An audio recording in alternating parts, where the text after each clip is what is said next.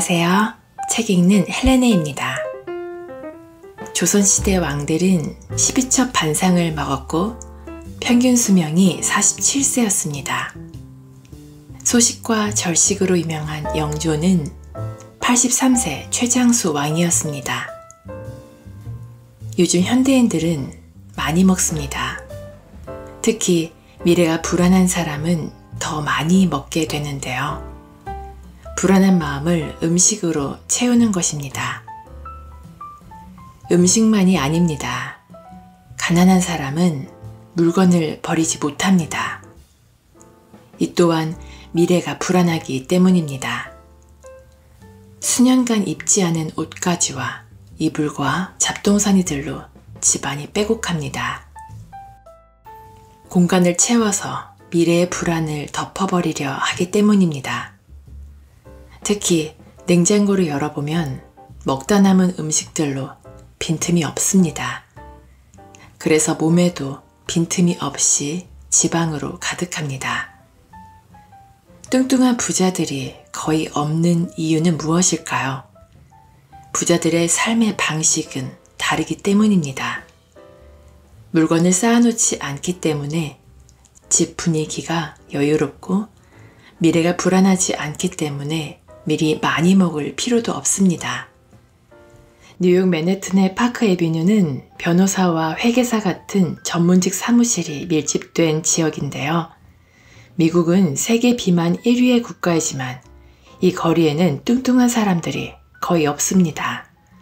그들은 점심에 거의 대부분 샐러드를 먹으며 소식합니다. 오늘 소개해드릴 책은 소식주의자입니다. 지은이 미즈노 남보쿠, 펴낸 곳은 사이먼 북스입니다. 이 책의 저자는 소식을 하면 부자가 되고 장수한다고 말합니다. 그것이 가능한 이유는 바로 절제인데요. 절제에는 놀라운 힘이 있기 때문입니다. 필요 없는 물건은 절대 사지 않고 배부르기 전에 젓가락을 놓는 절제. 그 절제하는 생활이 돈을 모으게 하고 적게 먹어서 맑아진 정신은 일에 집중하게 합니다. 지혜롭게 절제할수록 삶은 더 풍요로워지고 건강을 지킬 수 있게 됩니다. 보다 자세한 내용을 알기 위해 책 속으로 들어가 보겠습니다. 당신의 운명은 먹는 음식으로 결정된다. 스승님은 관상의 대가이십니다. 관상은 타고난 것으로 알고 있는데 먹는 음식이 관상을 바꾼다고 하십니다. 이는 무슨 말씀이십니까? 관상을 타고난 것으로 알고 있는데 그것은 잘못된 생각입니다. 만물 중에 변하지 않는 것이 없듯이 관상도 그러합니다. 그 사람이 매일 먹는 식사의 양에 따라 그 사람의 부와 명예와 수명, 그리고 미래의 운명까지도 예측할 수 있습니다. 물론 힘든 육체 노동을 하지 않는 사람들에게 해당되는 사항입니다. 육체 노동에 종사하는 사람은 그 사람이 하는 노동의 내용에 따라 식사량의 정량이 정해져 있고 신체의 크기나 노동의 강약에 따라서도 식사량이 달라질 수 있습니다.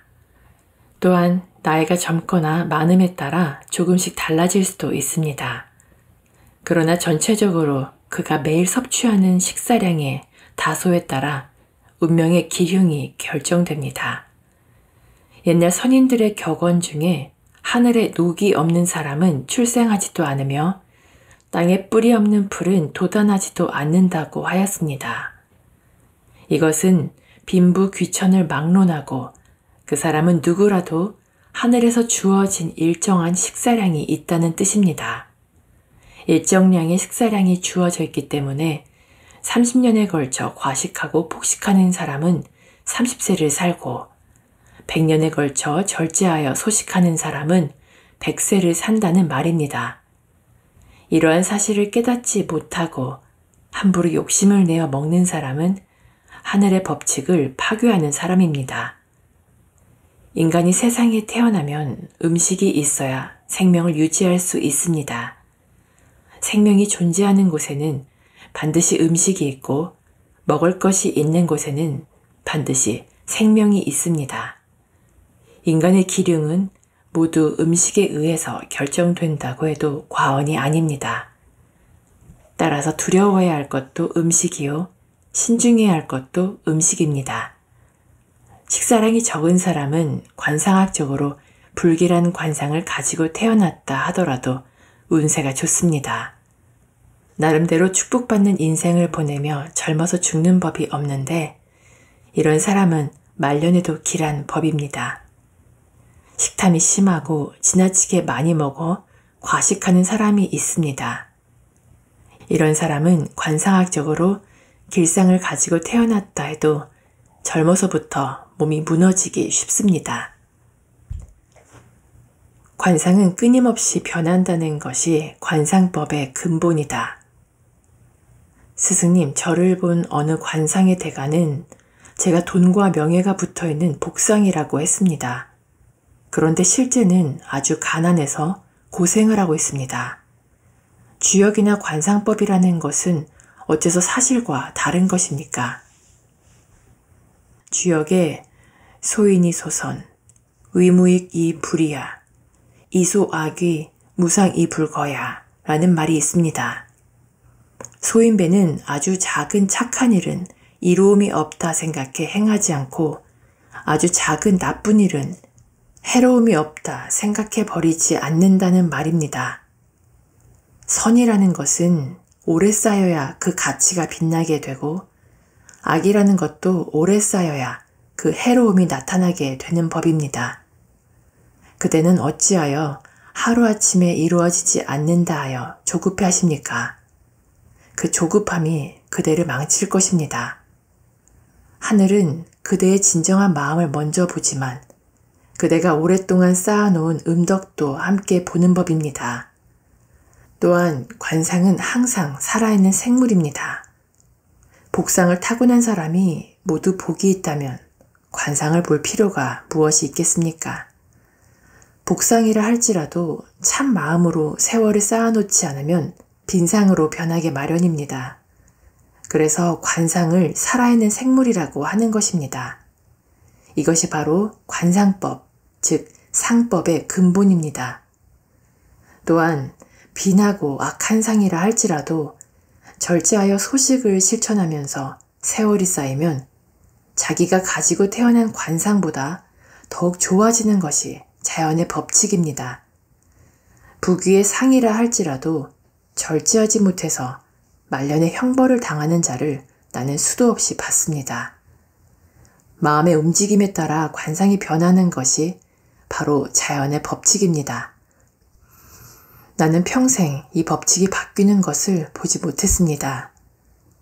내가 관상을 보고 그 사람의 기륭에 대해서 별로 이야기하지 않는 것은 이 때문입니다. 내가 하늘의 이치와 자연의 법칙을 이야기하고 몸과 마음을 다스리는 일에 전념하는 것도 그 때문입니다. 관상을 보고 길하다 하면 이 말에 의지해서 즐거워해 덕을 손상하게 됩니다. 또한 관상을 보고 흉이라고 하면 낙심하여 하고 싶은 의욕을 상실하게 됩니다. 어리석은 우리 인간들은 이 틀을 벗어나기 힘듭니다. 덕과 수양이 쌓인 사람이라도 길하다 말하면 기분이 우쭐해지기 마련입니다. 이런 이유 때문에 저잣거리의 점쟁이에게 가서 기륭을 보는 것은 경계해야 합니다. 평소 자기의 관상이 극도로 빈궁한 상이라 생각한다면 항상 절제하여 소식을 실천해서 하늘의 음덕을 쌓도록 노력해야 합니다. 주역에 나오는 이상견빙지라는 말을 마음에 새기길 바랍니다.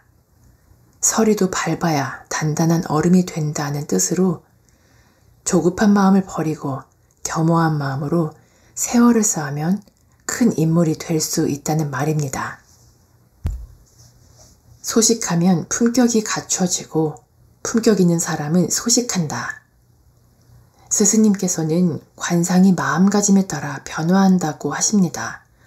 저는 얼굴에 나타나는 관상으로 즉시 기륭을 마치는 것이 최고의 관상법이라 생각합니다.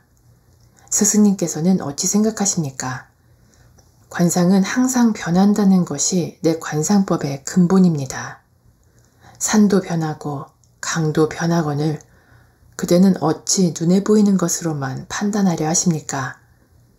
관상에는 실상이 있고 무상이 있습니다.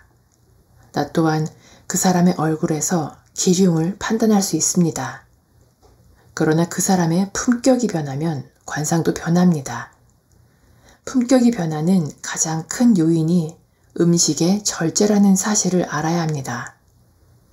사람이 품격이 없으면 기분에 따라 음식의 양이 들쑥날쑥 변하게 마련입니다.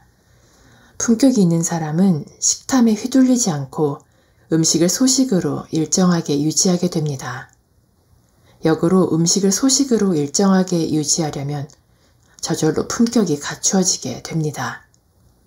소식이라는 형식이 품격이라는 내용을 만들고 품격이라는 내용이 소식이라는 형식을 만든다는 사실을 명심하시길 바랍니다. 이와 같은 하늘의 도리를 알고 실천하면 부와 명예 그리고 천수를 누리게 될 것입니다. 사람은 품격을 갖추는 것을 근본으로 삼아야 합니다. 사람의 품격을 아는 것이 관상법 중에서 으뜸입니다. 품격이 있는 사람은 항상 소식함으로써 심신의 안정을 유지할 수 있습니다. 심신이 안정된 사람 중에 식탐이 있어 대식하는 사람을 나는 한 명도 보지 못하였습니다. 따라서 소식과 품격은 서로 주고받는 깊은 관계가 있다고 말하는 것입니다. 이와 같은 이치를 알지 못하는 사람은 평소 신중하지 못해서 우리는 그를 품격 없는 사람이라고 칭합니다. 음식은 몸과 마음을 가꾸어 키우는 근본입니다. 음식을 절제하지 못하는 사람은 하늘의 이치를 모르는 사람이므로 어두운 밤에 방향을 잃어 길거리를 방황하는 사람과 같습니다.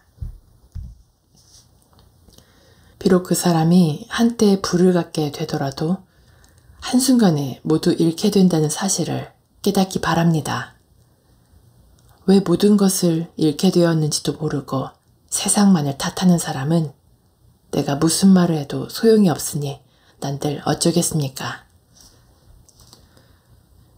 음식을 다스리면 운기가 따라온다.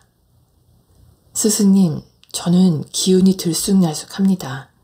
흥분도 잘하고 우울할 때도 많습니다. 이는 어떤 까닭입니까? 중년이 될 때까지 식생활에 절도가 없는 사람은 뜻하지 않은 질병에 걸리거나 평생 마음 썩이는 일이 끊이지 않는 법입니다. 비록 관상이 좋은 사람일지라도 말년의 운기가 쇠퇴하여 마침내 회복할 수 없게 됩니다. 그래서 기는 식에 준한다는 말이 나온 것입니다. 원기가 왕성하다 하는 말에서 기라는 것은 오장육부의 활동 능력을 말합니다. 당연히 원기는 어떤 음식을 어떻게 먹느냐에 의해 좌우됩니다. 기를 뜻하는 한자 기를 보면 사람이 쌀에 의존한다는 사실을 알 수 있습니다. 따라서 식이 정해져 있지 않으면 기도 다스릴 수 없습니다. 우리가 매일 먹는 음식의 양과 종류를 일정하게 하고 시간을 엄격하게 정하지 않으면 사람의 원기가 쇠퇴되고 하늘의 기운 또한 쇠퇴됩니다. 식을 정하는 일을 모든 것의 근본으로 삼으십시오. 식이 정해지면 기도 스스로 침정되고 기가 침정되면 마음도 스스로 다스려집니다. 마음을 다스리는 자만이 천하를 얻을 수 있습니다. 모든 사람이 천하를 다스릴 수는 없지만 천하를 다스리는 사람은 모두 마음을 다스리는 사람입니다. 이와 같이 신중하게 처신하고 절제하면 나이 들어 흉하게 운세를 피할 수 있습니다. 비록 젊어서 식탐을 부려 과식을 일삼았다고 하더라도 중년부터 3년을 절제하여 소식을 실천하면 노년에 병들어 굶어 죽는 악상을 피할 수 있습니다. 마음을 엄격히 하면 음식도 엄격해진다. 스승님, 저는 복록수를 오래도록 갖기를 원합니다. 이것들도 음식을 절제하여 소식을 실천하면 성취할 수 있습니까? 복록수, 즉 복은 행복이고 록은 재산이며 수는 장수를 의미합니다. 행복과 재산과 수명을 오래 유지하고 발전시키기 위해서는 음식을 엄중히 하는 일이 무엇보다 중요합니다. 그러나 그 이전에 그대의 마음을 엄격히 관장하기를 당부합니다. 마음을 엄격하게 하면 음식도 자연히 엄격하게 절제할 수 있습니다. 음식은 마음인 동시에 임금과도 같은 것입니다. 복록수, 즉 행복과 재산과 수명은 절제의 신하들입니다. 따라서 그 임금인 음식의 절제에 따를 수밖에 없습니다. 그 나라의 흥망성쇠는 임금에게 달려 있습니다. 임금이 절제하고 엄격하면 그 나라는 흥하게 됩니다. 그와 반대로 임금이 엄격하지 못하고 방탕하면 그 나라는 망하게 됩니다.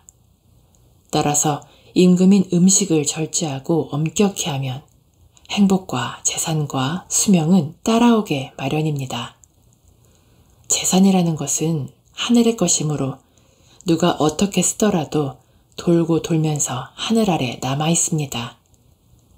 그러나 음식을 먹어버리면 똥오줌이 되고 사라집니다.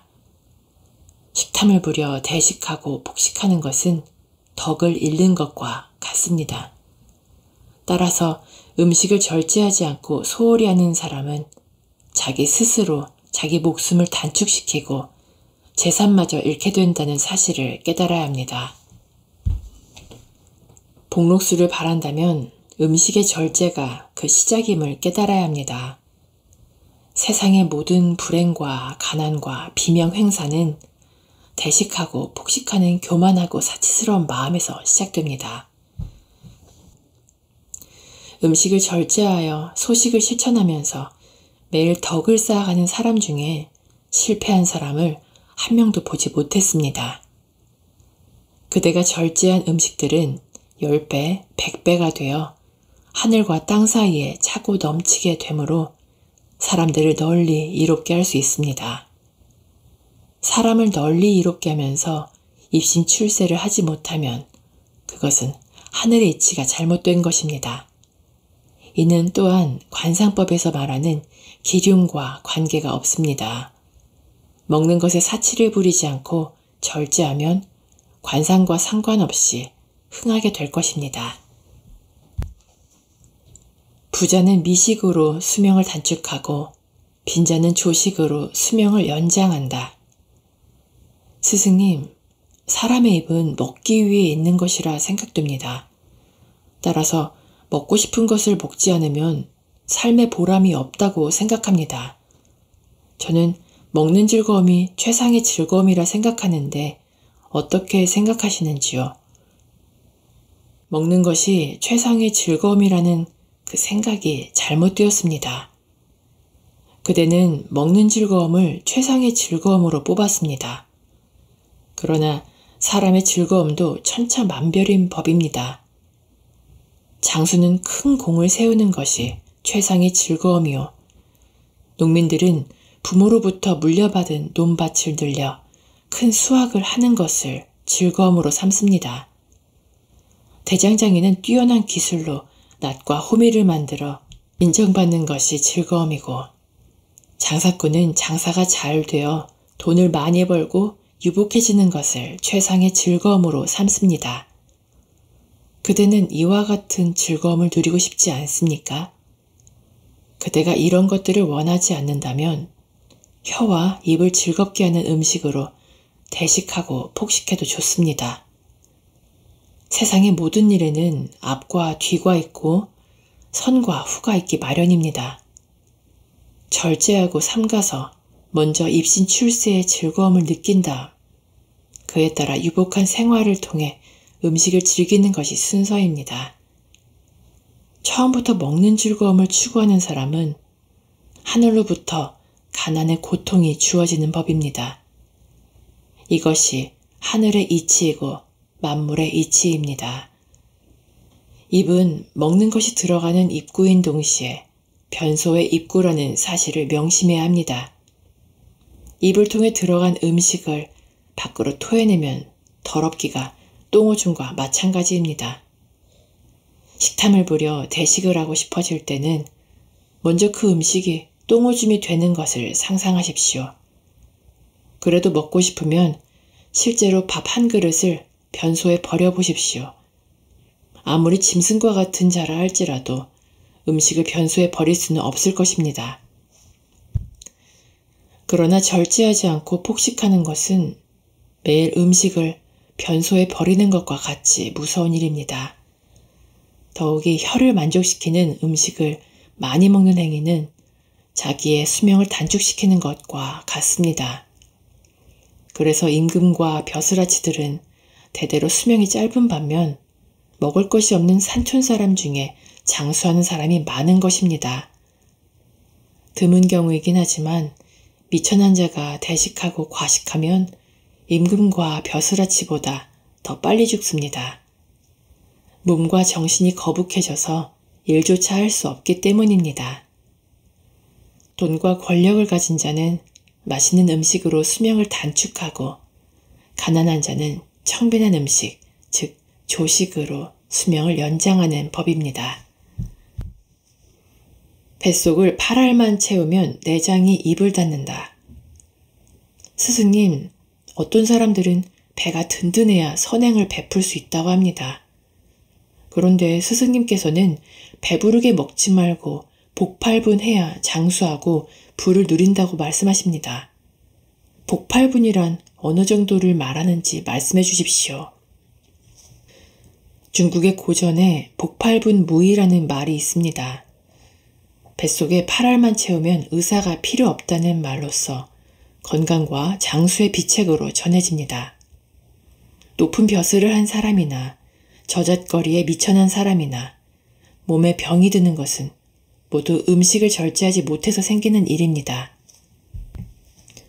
음식을 절제하지 못하는 사람은 그가 비록 높은 신분이라고 해도 진정한 인격자라고 말할 수 없습니다. 사람 몸집의 크기에 따라 식사의 적정량이 있게 마련입니다.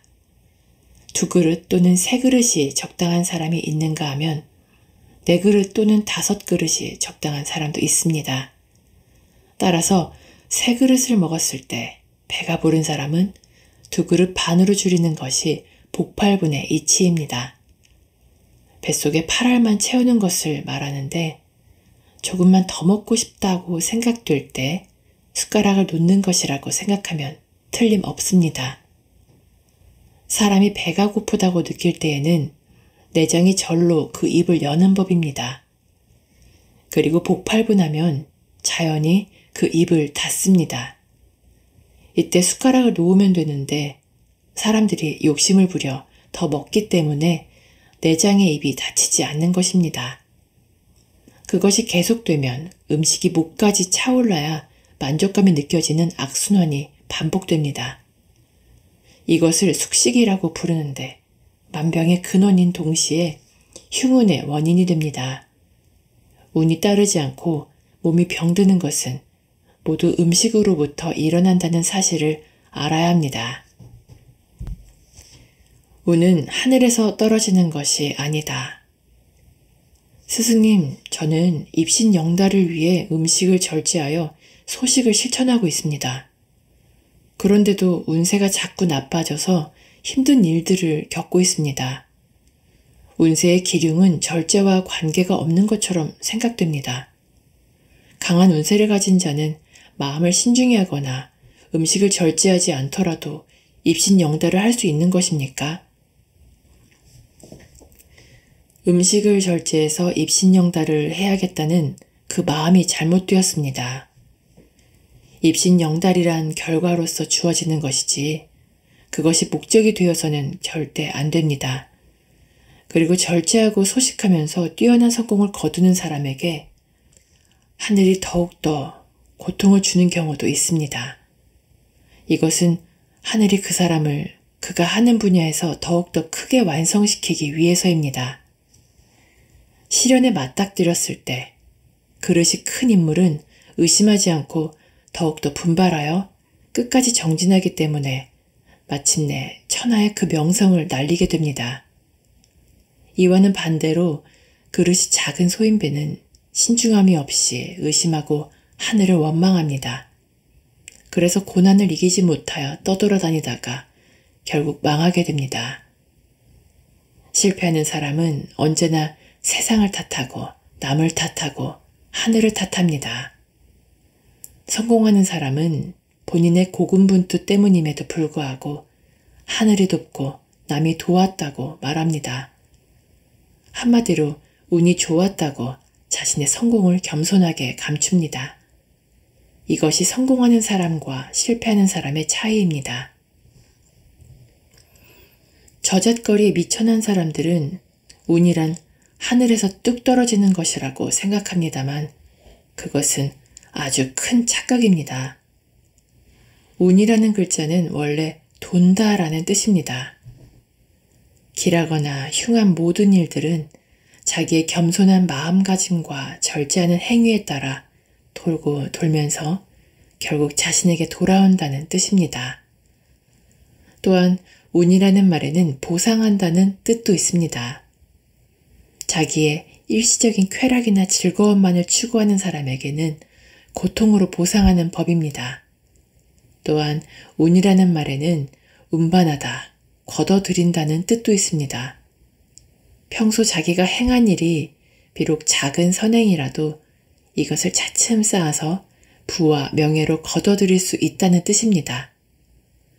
운은 하늘에서 갑자기 뚝 떨어진다거나 나는 운이 나빠서 실패했다고 말하는 사람에게는 절대 운이 찾아오지 않는다는 사실을 명심하십시오. 저는 평생 동안 소식을 실천해보지 못하고 살아왔는데요. 먹는 걸 좋아해서 늘 양껏 먹고 맛있는 음식을 탐미해 왔습니다.